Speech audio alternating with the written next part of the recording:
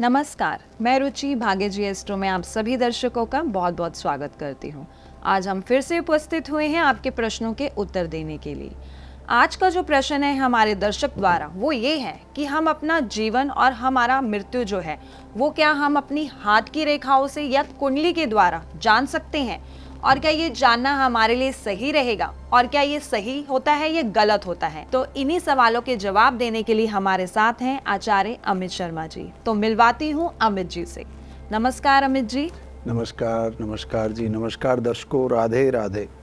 अमित जी, हमारे दर्शक का सवाल ये है कि हम अपनी कुंडली से या हम अपनी हस्त रेखाओं से क्या पता लगा सकते हैं कि हमारी मृत्यु कब होगी, और क्या ये जानना सही रहेगा हमारे लिए, और जो हमारे ज्योतिषी हमें बताते हैं कि 2 साल हैं 3 साल हैं, क्या वो सही बोलते हैं? सच में कुंडली से या हमारी हाथ की रेखाओं से हम पता लगा सकते हैं?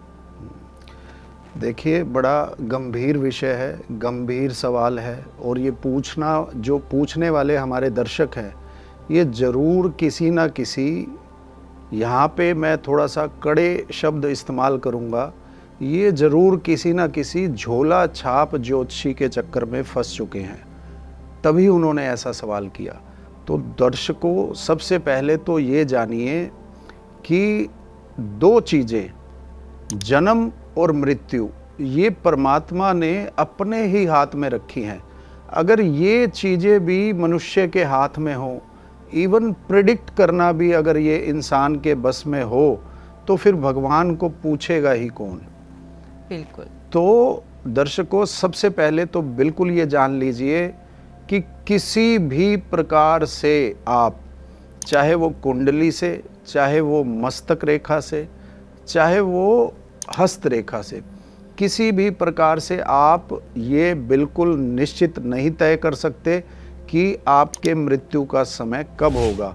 हाँ, कुछ सिद्ध पुरुष होते हैं, वो भी सिर्फ अपनी मृत्यु देख लेते हैं कि फला दिन फला तारीख को मैंने जाना है, पर वो बात है सिद्ध पुरुषों की। उनको भी उनके इष्ट आकर के ये मार्गदर्शन करते हैं कि इतना समय आपके लिए शेष है, आपने जो कार्य करने हैं वो कर लीजिए। परंतु कोई दूसरा व्यक्ति आपके बारे में ये बता दे, नहीं, बिल्कुल नहीं। कैलकुलेशन ज़रूर वो कर सकता है, लेकिन अगर उसने बता दिया तो निश्चित तौर पर वो गलत ही होगा, क्योंकि ये परमात्मा ने विषय अपने पास ही रखा है। इस चीज़ को समझने के लिए दोस्तों, एक पुरानी मगर सत्य घटना आपके सामने रखता हूँ।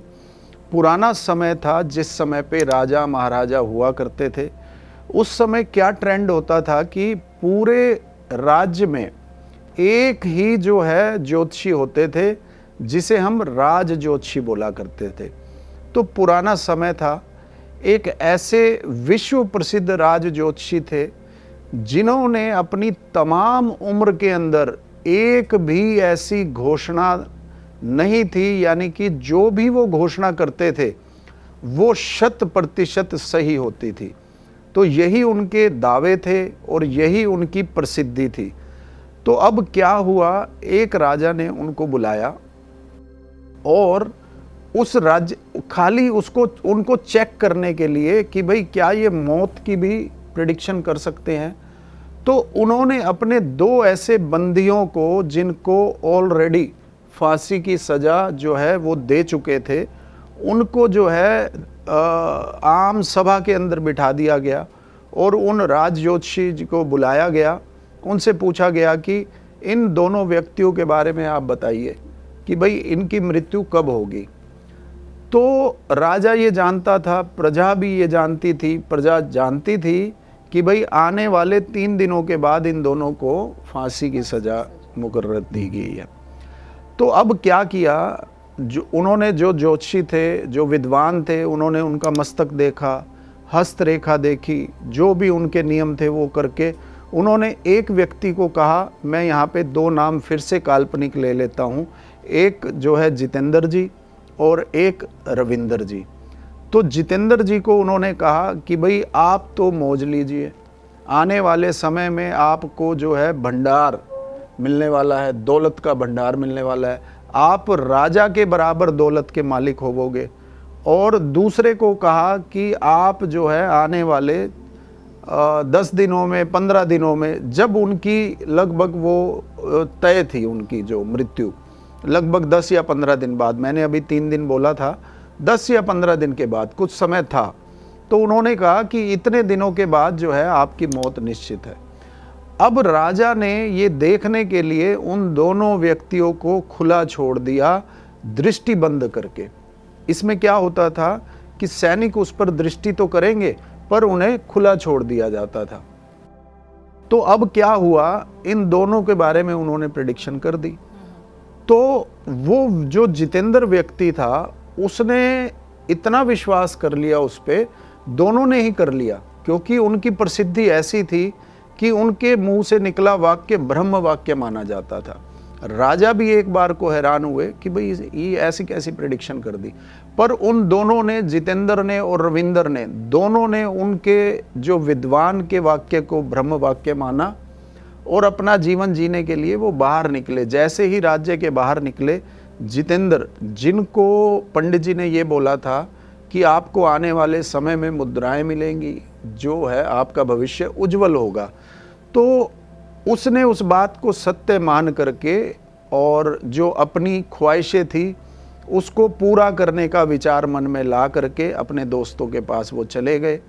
तुरंत उन्होंने मांस, मदिरा, अय्याशी ये सब करनी शुरू करी। दोस्तों को भी बता दिया कि आने वाले समय में मेरे पास ढेरों जो है भंडार मेरे पास होगा और मैं तुम सबको जो है बांटूंगा इसको। मुझे याद आ गया, जैसा एक हमारी अभी एक फिल्म में भी था, परेश रावल जी को कोई प्रेडिक्ट कर देता है और वो अपने छत पे जो है शराब की टंकी लगा लेते हैं बांटने के। तो ऐसा ही कुछ उसने किया और वो सभी कुकर्म करने लगा, जो है लड़कियों को भी छेड़ने लगा। मात्र 3 या 4 दिन के अंदर उन्होंने वो सारे कर्म कर दिए जो ना करने के लायक थे। अब वो दिन रात नशे में धुत रहने लगा और गाली गलौज और लड़ाई करने लगा। ऐसा हुआ एक समय पे शराब पी करके आपस में ही वो दोस्त जो है लड़ने लगे। अब वो लड़ाई इतनी बढ़ गई कि एक दूसरे पर उन्होंने हथियार चलाने शुरू कर दिए और वो हथियार इतने चले कि वो भी जो दोस्त थे उनके भी हाथ पांव जो है वो टूट गए और अड़ोसी पड़ोसियों में से एक पड़ोसी का जो बच्चा है वो मारा गया और वो इसी जितेंद्र के हाथों से मारा गया। अब इस जितेंद्र को पकड़ करके उस जो है मोहल्ले वालों ने, उस एरिया वालों ने पकड़कर इतना मारा, इतना मारा, इतना मारा कि वो वहीं पर अपनी जो है देह जो है वो मर गया, वहीं पर देह त्याग करके चला गया। अब बात करते हैं रविंदर जी की, जिसको उन्होंने ये बोला था कि आप 10 दिन के बाद जो है आपकी मृत्यु निश्चित है, इसको कोई भी नहीं टाल सकता, मेरे अटल वाक्य हैं, परमात्मा भी आ करके इसको बदल नहीं सकता क्योंकि आपके भाग्य में ये लिखा जा चुका है। अब उस व्यक्ति ने इतने प्रभावशाली जब जो वचन सुने तो वो बड़ा डिप्रेस हो गया। जैसे ही वो बाहर निकला तो कभी उसने सुना था अपने माता पिता से कि अब इस व्यक्ति ने अब तक जीवन में सारे बुरे कर्म किए थे, अब इसे वो सब याद आ रहे हैं और उसे वो अपनी माता की वो बात याद आ गई कि जब मृत्यु निकट हो तो हमें जो है अच्छे कर्म करने चाहिए, तो इससे जो है हमें जो फायदा होता है। अब उसने क्या किया, जैसे ही वो मन में विचार कर रहा था, एक साधुओं की टोली वहां से जा रही थी। अब उसने सोचा कि भाई मेरे हैं ही 4-5 दिन या 10 दिन, तो क्यों ना मैं ये 10 दिन इन संतों की सेवा में लगा दूं।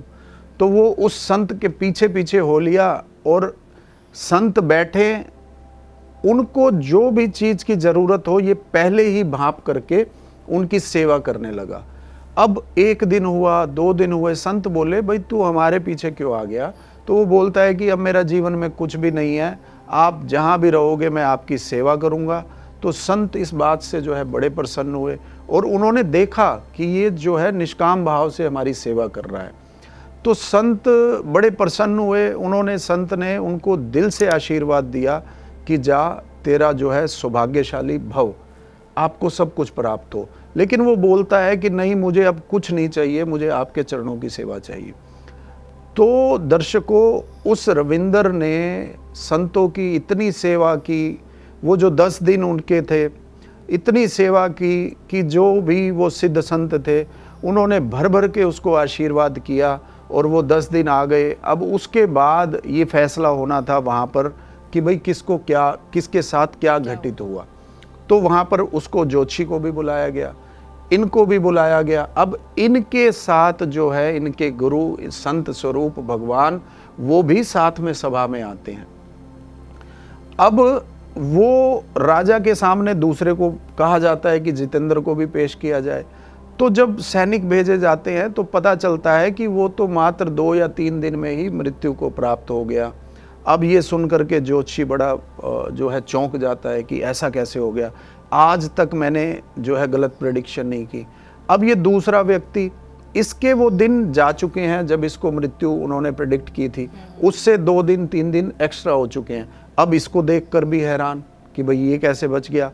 अब उसके गुरु वहाँ पर बोलते हैं कि ये बच्चा लंबी उम्र जिएगा और इसके पास सब कुछ होगा और इसी जीवन में ये मोक्ष को प्राप्त करेगा, ये हमारा आशीर्वाद है इसे। तो वहाँ पर ये ज्योतिषी हाथ जोड़ करके ये सभी को भी जो है मार्गदर्शन करता है, सभी को ये उपदेश भी देता है और खुद भी स्वीकार करता है कि आज के बाद जो है कोई भी ज्योतिषी, कोई भी विद्वान मौत के ऊपर जो ना तो कैलकुलेशन करे ना इसकी प्रेडिक्शन करने की कोशिश करे, अगर फिर भी कोई करता है तो उस समय में जो दुख होगा सामने वाले को, उस दुख का भागीदार जो है वो ज्योतिषी स्वयं होगा। अब इस ज्योतिषी को भी राज दंड मिला, कुछ समय इसको जेल में काटना पड़ा और फिर इसने आज के बाद अपने जो शेष जीवन में इसके वर्ष बचे थे, कभी भी इसने मृत्यु के ऊपर कोई प्रेडिक्शन नहीं की। दोस्तों, एक छोटा सा जो है अपना भी अनुभव मैं आपको शेयर कर देता हूँ। एक बार मेरे साथ भी ऐसा हुआ। एक मुकेश नाम के व्यक्ति, हो सकता है कि वो भी देख रहे हों, मेरे पास आए और वो बोले कि भाई पंडित जी देखिए मेरा हाथ, क्या मैं 2 महीने और जी सकता हूँ? तो ये सवाल सुनकर मैं बड़ा मतलब गंभीर हो गया। मैंने सोचा कि ये कितने ज्योतिषियों के पास होकर के आया होगा, सभी ने इसको कहा होगा कि तेरी उम्र जो है बहुत थोड़ी है। तो बड़ी मतलब गंभीरता से सोच विचार करने के बाद मैंने उनको समझाया, उनको शास्त्र पढ़वाए और उनको ये दिलासा दिलवाया कि आप निश्चिंत रहिए, आपकी जो है मौत अभी नहीं होगी, आप खूब लंबा जीवन जियोगे। तो धीरे धीरे उसको इस बात का विश्वास भी हुआ और वो आज अभी तक वो जीवित है, स्वस्थ है। और दोस्तों, आप यकीन मानना, उसके भी हाथ के अंदर जो जीवन रेखा थी वो पूरी टूट चुकी थी। शायद इसी रेखा को देख करके सभी ज्योतिषियों ने, सभी विद्वानों ने ये प्रेडिक्ट किया होगा कि भाई इसकी मृत्यु जो है करीब है। तो दोस्तों, ओवरऑल जो इसका कंक्लूजन है वो आप ये निकालिए कि आप अपने कर्मों पर, आप अपनी नीयत पर ध्यान रखिए। अगर आपके कर्म अच्छे हैं, आपकी नीयत अच्छी है, तो आप इस भय से बिल्कुल मुक्त हो जाइए कि आपकी मौत कब होगी, क्या होगा। आप बस अपने कर्मों पर ध्यान दीजिए। मैं दावे से कहता हूँ कि अगर आने वाली मौत है, मौत आनी भी है, तो वो भी टल जाएगी। किससे? आपके कर्मों से, क्योंकि परमात्मा हमारे कर्मों को देखकर ही हमारे भाग्य को लिखते हैं। तो आचार्य जी ने हमें कितनी सरलता से कहानी के माध्यम से समझाया कि हमारी हस्तरेखा और कुंडली में जो हमारी मृत्यु होती है वो हम अपने अच्छे कर्मों से भी टाल सकते हैं। तो आई होप आपको अपने प्रश्न का उत्तर मिल गया होगा। अगर आप भी अपने प्रश्न कुछ पूछना चाहते हैं और कुछ जानकारी लेना चाहते हैं तो नीचे दिए गए नंबर पर आप कॉल कर सकते हैं या हमारी वीडियो पे कमेंट भी कर सकते हैं। तब तक के लिए धन्यवाद।